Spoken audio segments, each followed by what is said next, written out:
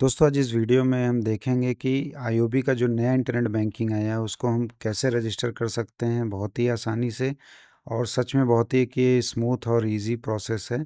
और मैं आपको बता दूं कि ये वीडियो जो है वो कॉर्पोरेट इंटरनेट बैंकिंग के लिए है और केवल सोल प्रोप्राइटर के लिए है।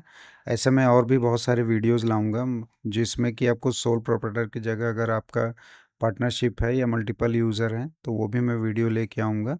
तो ये वीडियो देखते हैं दोस्तों। सबसे पहले आपको जाना है, मैं लिंक दे रहा हूँ, इस लिंक पे आपको क्लिक करना है या फिर आप टाइप कर सकते हैं अपने ब्राउज़र में https उसके बाद ibanking.iob.in/।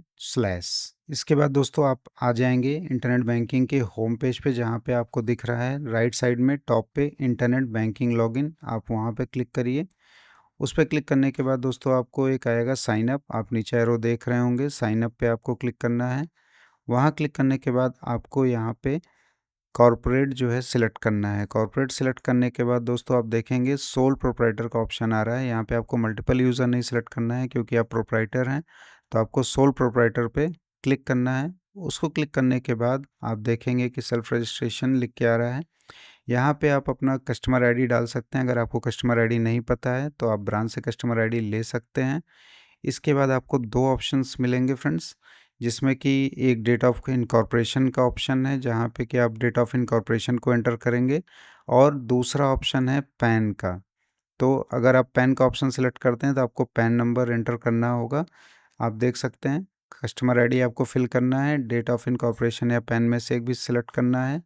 कोई एक सिलेक्ट करने के बाद आपको या तो डेट ऑफ इनकॉर्पोरेशन का फील्ड इनेबल होगा जहाँ पर आप डेट ऑफ इनकॉर्पोरेशन एंटर करेंगे, या फिर पैन का फील्ड इनेबल होगा जिसमें कि आप पैन नंबर एंटर करेंगे।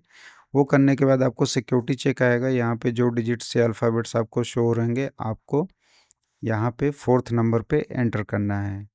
इसको एंटर करने के बाद आपका जो अगला पेज आएगा वो पासवर्ड बनाने के लिए आएगा। पासवर्ड आपको यहाँ पे फर्स्ट एंटर पासवर्ड करना है।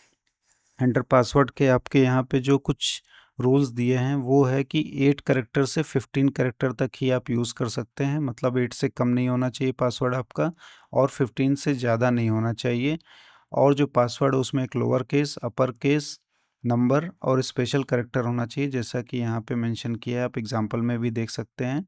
और पासवर्ड जो है वो केस सेंसिटिव है, मतलब कि अगर आप अपर केस देते हैं तो अपर केस आपको रखना होगा, और अगर आप लोअर केस मतलब कि स्मॉल अल्फ़ाबेट लिखते हैं तो स्मॉल अल्फ़ाबेट, और अगर आप कैपिटल लेटर में कोई अगर अल्फ़ाबेट लिख रहे हैं तो वो भी आपको लिखना होगा, नहीं तो पासवर्ड आपका रॉन्ग हो जाएगा जब आप लॉगिन करेंगे।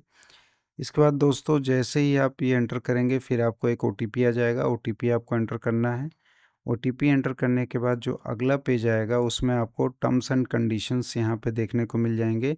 लेकिन यहाँ पे आप देखेंगे कि एक्सट्रीम लेफ्ट में जो कि बॉटम लेफ्ट है इसमें आपको टिक करना है, I have read the and accept the terms and condition. वहाँ पर टिक करने के बाद आपको सबमिट करना है। सबमिट करने के बाद दोस्तों ये आपका जो प्रोसेस है कंप्लीट हो गया, सक्सेस का मैसेज आएगा। बहुत ही इजी प्रोसेस है।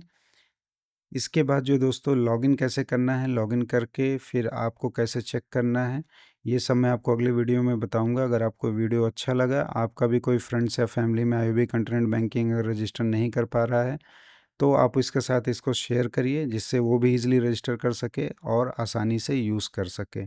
दोस्तों मैं इस वीडियो में इस सीरीज़ लेके आऊँगा इंटरनेट बैंकिंग का, जिसमें मैं आपको स्टेप बाय स्टेप सभी चीज़ें बताऊँगा, आपकी सारी प्रॉब्लम सॉल्व हो जाएगी। तो ज़रूर लाइक एंड सब्सक्राइब कर लीजिएगा इस चैनल को। मिलते हैं दोस्तों नेक्स्ट वीडियो में।